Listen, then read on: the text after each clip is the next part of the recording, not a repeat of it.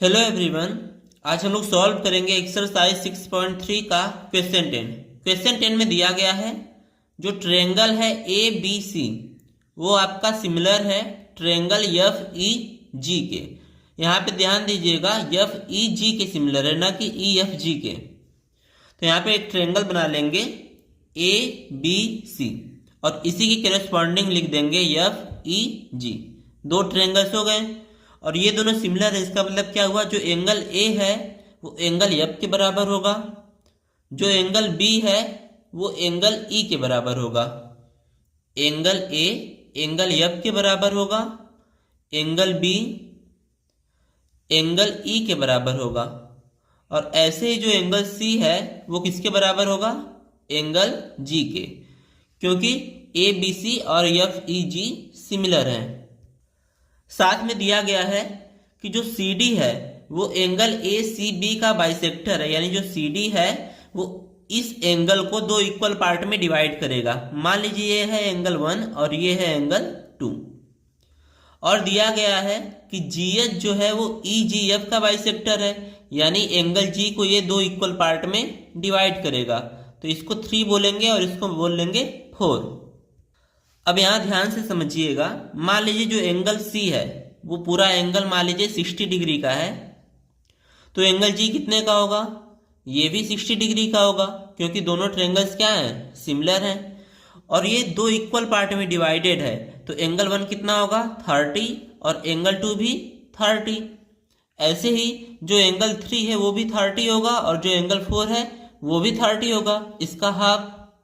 तो ये चारों एंगल्स जो हैं, एंगल 1 और एंगल 2, एंगल 3 और एंगल 4, ये चारों भी आपस में क्या होंगे, बराबर होंगे।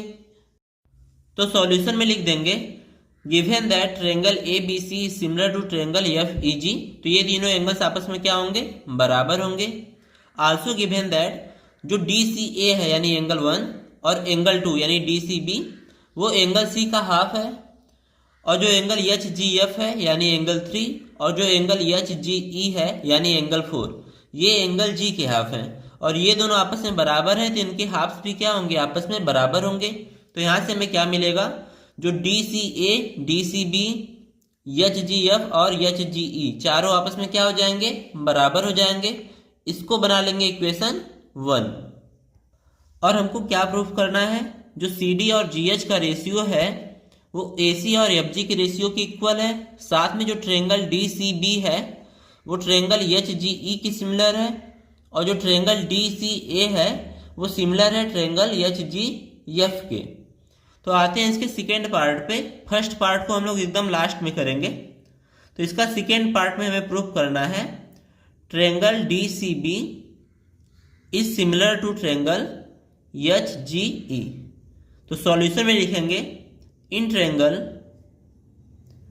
DCB एंड ट्रायंगल HGE, इन दोनों ट्रायंगल में ध्यान देंगे, जो एंगल B है वो किसके बराबर है, एंगल E के, क्योंकि जो ट्रायंगल ABC है वो सिमिलर है ट्रायंगल FEG के।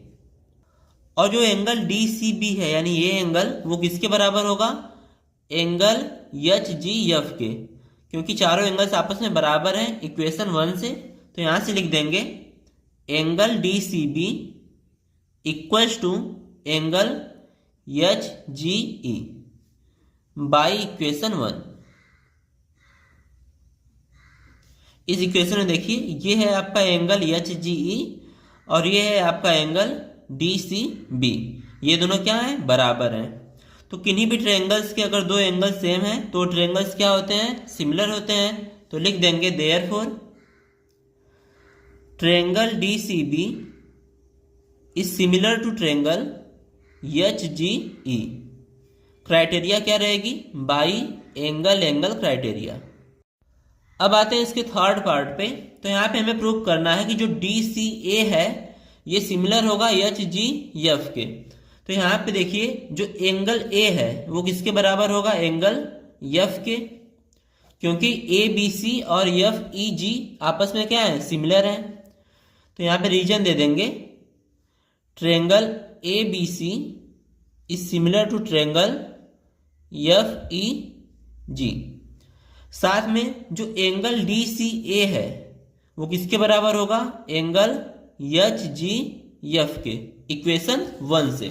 इक्वेशन 1 में देखिए यहाँ पे DCA और HGF आपस में क्या है? बराबर है, तो इसको भी लिख देंगे फ्रॉम इक्वेशन 1।